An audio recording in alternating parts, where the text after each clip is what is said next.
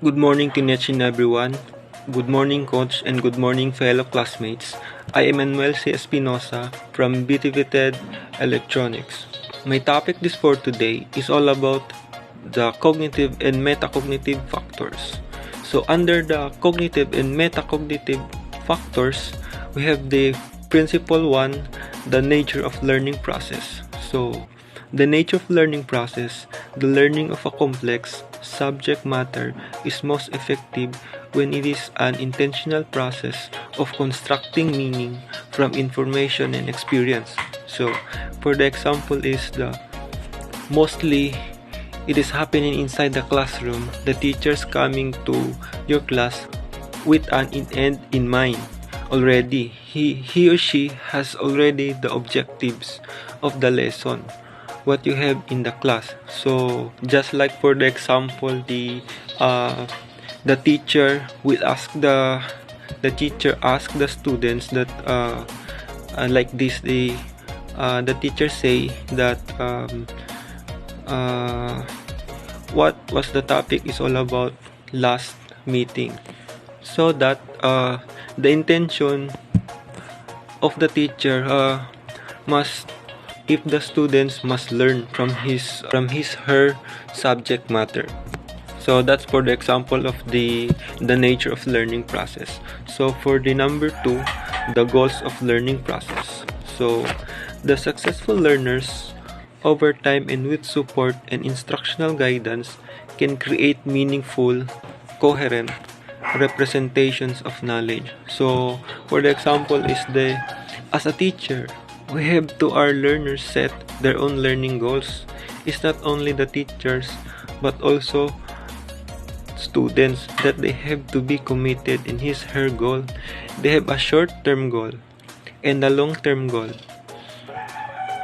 They have a short-term and a long-term. So as the teacher, we have must our students link to short-term goal to long-term goal. They have to realize that this short-term goal lead to long-term goal. So this in short, the teacher must lead the students to short-term to going to long-term goal. So it is not only the teachers they have a goal, but the teachers must lead the students to the long-term goal. So for the last is for number 3, construction of knowledge. So the successful learner can link new information with existing knowledge in meaningful ways. So for the example is the student, they know a lot everything to the environment. The information they have to know already, but inside the class, the teachers they have to connect the previous lesson that they have so that they can construct the meaningful learning. They must have the link. So like just like for the example, if we can use graphic organizer, and that is represent the knowledge. Also, the point of this, the students must connect from the past subject, the previous subject, and the present, so that the students must able to construct of knowledge. So that's all. Thank you. So good day, Coach Martinez and to fellow classmates. I'm Noriel Dos Santos, a BT student major in electronics. So for today, I'm the second reporter and I'm going to discuss or to tackle about strategic thinking, thinking about thinking, and context of learning. Under Module 2, entitled Learner-Centered Psychological Principles, or known as LCP in the field of education. So the first thing I'm going to discuss is about strategic thinking. It is the successful learner can create and use the repertoire of thinking and reasoning strategies to achieve complex learning goals. In other words, successful learners use strategic thinking in their approach to learning, reasoning, problem solving, and concept learning. They understand and can use a variety of strategies to help them to reach learning and performance goals, and to apply their knowledge in novel situations. They also continue to expand their repertoire of strategies by reflecting on the methods they choose to see which work well for them, by receiving guided instructions and feedback, and by observing and interacting with appropriate models. Learning outcomes can be enhanced if educators assist learners in developing, applying, and assessing their strategic learning skills. Second is thinking about thinking. Higher order strategies for selecting and monitoring mental operations facilitate creative and critical thinking. In other words, successful learners can reflect on how they think and learn, set reasonable learnings or performance goals, select potentially appropriate learning strategies or methods, and monitor their progress toward this goal. In addition, successful learners know to do if a problem occurs or if they are not making sufficient or timely progress towards the goal. They can generate alternative methods to reach their goals too. Instructional methods that focus on helping learners develop these higher order strategies can enhance students' learning and personal responsibility for learning. Good morning everyone. For this topic, I am your facilitator and I am Jeline T. Guardari. Today we are going to discuss about motivational and affective factors. So what is it? When we say motivational and affective factors, it is how the learners push themselves to learn and how they value learning. Motivation is important part of this lesson because it can set the positive mindset of the learners, or it can encourage and also it can boost self-esteem to our learners. So there are three types of motivational and affective factors. The first types is motivational and emotional influences of on learning rather. So motivational and emotional influences on learning, it is what and how is learned is influenced by the learner's motivation, or it is influenced by the individual's emotional states, belief, interest, and habits of thinking. As a learners, students believe that motivational and emotional factors can influence both the quality of thinking and information, especially the positive emotions such as curiosity, mild anxiety. It can enhance motivation, facilitate learning and performance by focusing the learner's attention on a particular task.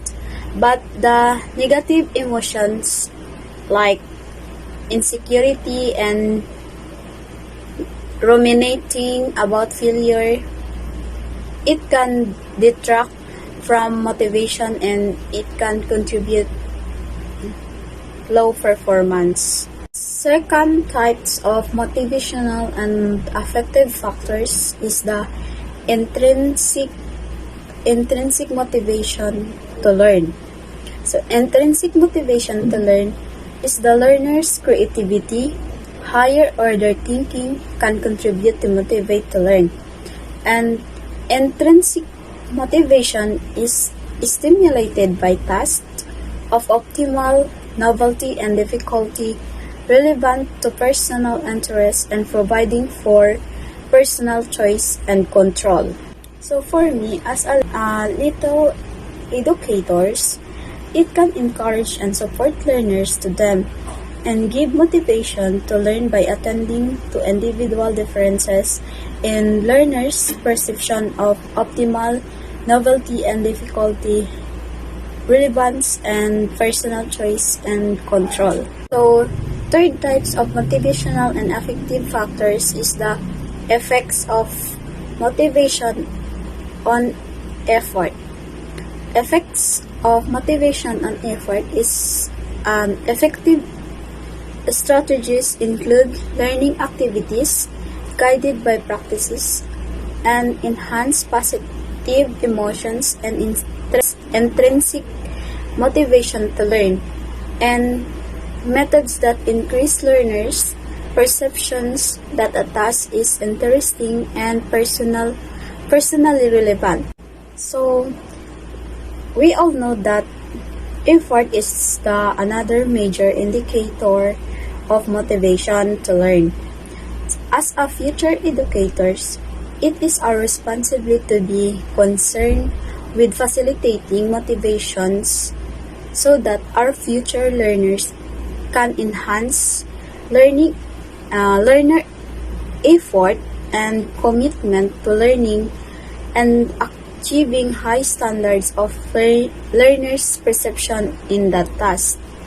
So, I conclude that the three types of motivational and affective factors is important to handle it carefully because as educators, we are the role model and influencer to our future learners. That's all. Thank you. So good day everyone, I'm Rene Ortoste, I 2G BTB major in electronics. So the topic that I will going to discuss to you about the developmental factors and the individual difference. So first of all, let me introduce to you what is the developmental factors. So the developmental factors, it is a condition that variables that influence emotional, intellectual, social, and physical development from conception maturity. So for the developmental factors, there are two factors of developmental factors. The two factors, are the developmental influences on learning. Two, the social influences on learning. So what is the developmental influence on learning? So this is the development of your students. There are many things that need the teachers is to consider, that the physical, emotional, and social domains of the students. So the developmental influences on learnings, as individuals develop our different opportunities and constraints for learning. Learning is the most effective when differential development with across physical, emotional, and social domains is taken into account. So kung mapapansin natin yung sa developmental influences on learning, so dito natin makikita yung iba't ibang strengths and weaknesses ng ating mga estudyante. So sa mga weaknesses and strengths na yun is may nakikita tayong tatlong factors dito. Dito yung physical, emotional, and social domains. So yung sa physical factors, so for example, may estudyante tayo na PWD. So hindi natin siya pwedeng ipagsabay sa karamihan kasi yung dapat i-consider ni teacher na bilang ang kumbaga magbibigay ng special treatment si teacher dun sa estudyante na yun na PWD. So for the emotional, so meron tayong may encounter na mga students na very active sila, or minsan is nagbabago yung mga behaviors ng ating mga estudyante. So yun dapat din yung i-consider ni teacher. So for example, so meron tayong estudyante na medyo tahimik lang siya. So pwede natin tanungin yung estudyante natin kung may pinagdadaanan ba siya sa buhay. So yung mga ganung aspect na yun na pwedeng i-consider ng teacher. So for the social domains, so dito din yung makikita natin yung mga iba't iba yung klase ng estudyante. So meron tayong may encounter na estudyante na sobrang mahiyain. So at meron din klase ng mga estudyante na medyo active din sila yung sa klase, na palagi silang nag-recite sa mga binibigyan mong lesson. So sa developmental influence on learning, hindi siya tinatawag na special treatment, or yung ang mas angkop na tinatawag dito is yung consideration ng isang teacher sa estudyante. So, the next topic that I'm going to discuss to you is the social influences on learning. So, social influences on learning, it is an influence by social interaction, interpersonal, and communication with others. So, when we say na social influences on learning, ito binibigay nyo ng individual works yung estudyante. Then, ito yung gagamitin niya if may trabaho na siya for the future sa tulong ng ibang tao. So, yun yung tinatawag natin na social interaction. So, yung isang individual is nag-i-interact siya sa ibang tao. But now, the individuals get learn to the possible situation or settings. So, social influences on learning. Learning can be enhanced when the learners has an opportunity to interact and collaborate with others on an instructional task.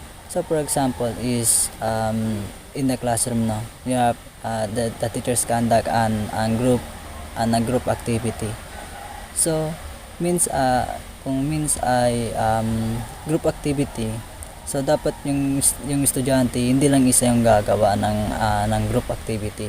So pag sabihin ng teacher ng gagawa ng isang group activity, so means na lahat ng mga members ng group na yun is magtutulungan, hindi lang yung isa. So yun na yung pumapasok na yung bawat na estudyante is magko-collab sila lahat. So yung doon yung magiging kumbaga yung communication with others yung papasag doon. So kung paano silang matuto sa group activity na yon.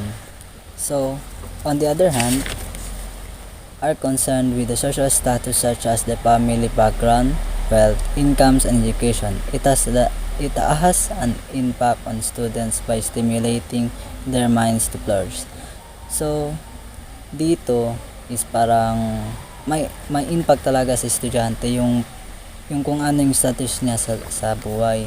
So, for example, yung family backgrounds niya, yung wealth ng family niya, yung income, at saka yung education background ng kanyang parents. So, dito is nagiging impact ito ng estudyante sa kung paano niya mapagsigla o kung paano niya mapapaunlad yung kanyang learnings sa pamamagitan ng social influences on learning na pakikipag-interact niya sa ibang tao at saka sa interpersonal and communication with others. So the next topic that I'm going to discuss to you is all about the individual differences. So what is an individual difference definition? So individual difference refers to the extent and type of distinctions among individuals or on some of a significant psychological traits, personal characteristics, cognitive and emotional component. So, individual differences in learning.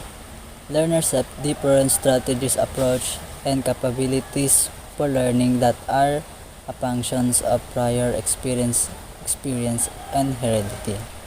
So, when we say individual difference in learning, it is the strategies, approach, and the capabilities of learners. So, for example, magbibigay kayo ng activities sa students nyo. Then, yung students is they are different,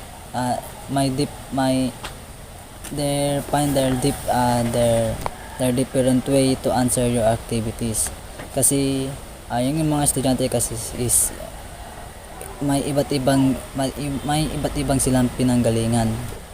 So, yung natutunan nila sa kanilang parents is yun yung i-apply nila sa binigay mong activity. Yun yung magiging approach o yung strategies ng estudyante para matuto siya na sumagot sa yung activity na binigay mo sa kanya. So, individual difference factors.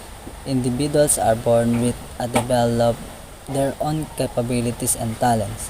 So, This means that individuals are developed. So, tayo daw as a person is may kanya-kanya daw tayong na-develop capabilities and talent. So, bala yung na yun talagang sa atin na binigay sa atin ng Diyos.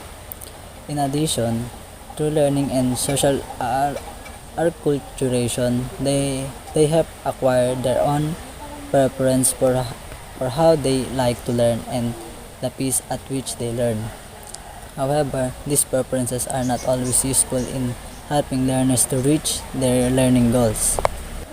So, through learning and social acculturations, so yung estudyante is kailangan nilang mag-acquire ng kanilang kagustuhan sa kung paano nila matutunan ng mabilis yung mga lessons. So, yung mga kagustuhan yun is hindi yun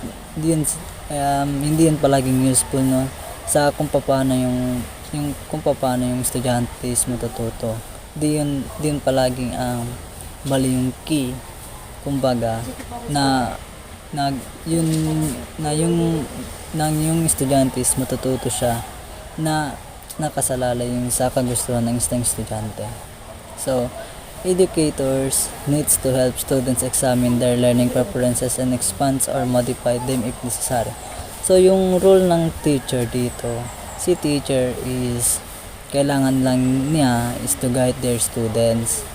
So, kung yung kagustuhan ba yun is sakto ba yung sa natutunan ng estudyante, or kailangan pa ba yung palawakin or papalitan kung kinakailangan. The interaction between learner differences and curricular and environmental condition is another key factors affecting learning's outcomes. Educators need to be sensitive to individual differences. In general, they also need to attend to learner perceptions of the degree to which these differences are accepted and adapted to varying educational methods and materials. So, this is all of my reports in according to the developmental and social factors and individual difference factors.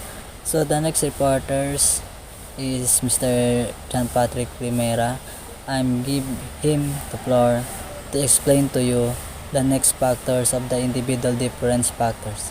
So, thank you for listening and goodbye. Learning and diversity. Learning and diversity leader works in collaboration with the classroom teacher to develop individual learning plans to students who require additional support academically, physically, socially, or emotionally. Program support teams including teacher and parents meet regularly to develop, implement, and monitor the individual learning plan for student as required. More information can be found in the facility link below. Intervention programs further assist identified student across the school. Member of the intervention team work collaboratively with classroom, teachers, and parents, careers to design and implement intervention that is based on the relevant student assessment, is research-based, and targets the specific need of the student. Intervention programs are in addition to explicit classroom teaching practice and are designed to improve supplementary exposure to students in a structured and scaffolded manner, ensuring students are provided with multiple exposures and frequent opportunities to develop their skill and build confidence in their abilities. Standard and assessment.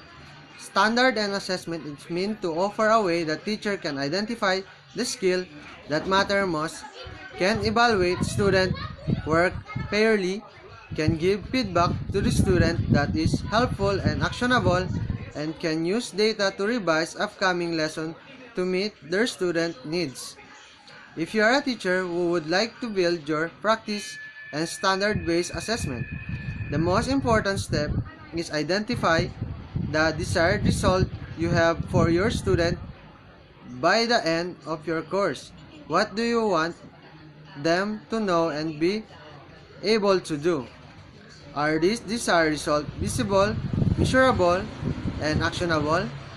Most importantly, why did you choose this skill over other potential skill? It is the best practice to do this work of identifying desired result with a team of teachers that share your course or grade level. That way, the work is more collaborative and will generate more consistent, powerful outcomes of your school. The desired result that you select for your student can also be called standards when you are assessing student work based on standard rather than other factors like effort that can be called standard-based assessment. Legal and policy frameworks and learning-centered teaching.